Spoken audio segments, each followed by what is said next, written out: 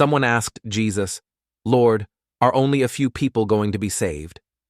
Jesus confirmed that relatively few are saved, invoking an old Jewish maxim that the path to salvation is narrow and that people generally choose the broad road where they feel comfortable.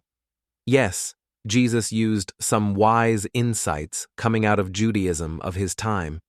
The metaphor of the narrow way does appear in the writings of Jewish sages. But most Jews believed they were chosen and close to God by virtue of their biological descent. In modern Christianity, there is a view that Jesus' atonement was for everyone, so all believers are saved. Moreover, some hold the dogma that everyone, indeed, every single person, even unbelievers, will be saved. That resembles the idea of salvation by virtue of natural belonging to the Jewish people. Jesus warned his contemporaries who understood the gospel and had every opportunity to take the path of spiritual salvation, but for some reason postponed their dedication to God. This especially applied to his fellow countrymen who saw Jesus personally, but did not hurry to accept his teaching. They were born Jewish and observed the precepts of the Tanakh. What else was there to do? For such people, the door of salvation can close. Religious forms cannot supply the spiritual content necessary for drawing near to God. Salvation is a matter of personal choice. The problem of delaying that choice is tied to the conviction that I have time, to the belief that proximity to religion equals proximity to God, to the sense of a birthright to salvation. Yet there comes a moment when the door closes and the illusion of belonging vanishes. Jesus addressed primarily Judaism and its adherents, who had to decide for themselves whether to accept Jesus' teaching or not. Clearly, the door to God is always open, but for a person as an individual, not as a representative of a people or a religion.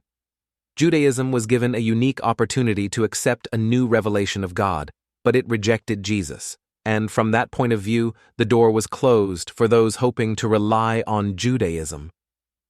Perhaps in the future, a reformed and renewed Judaism will be able to accept the teaching of Yeshua. Someone said to him, "Lord, are only a few people going to be saved?" He said to them, "Strive to enter through the narrow door, for I tell you, many will try to enter and will not be able. When the owner of the house gets up and locks the door, you will stand outside knocking and say, 'Lord, Lord, open the door for us.' He will answer, 'I do not know you where you come from.'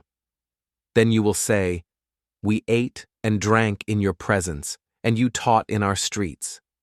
But he will say, 'I tell you, I do not know you. Depart from me, you who work lawlessness.' There will be weeping and gnashing of teeth when you see Abraham, Isaac, and Jacob and all the prophets in the kingdom of God and yourselves thrown out. People will come from east and west, north and south, and will recline at table in the kingdom of God."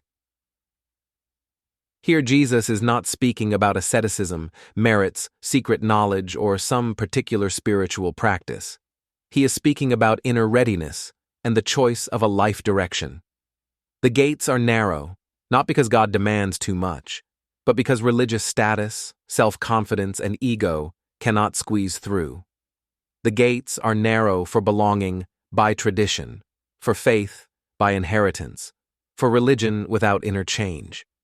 Yes, Jesus was nearby and taught in their streets, but exterior proximity does not mean interior connection.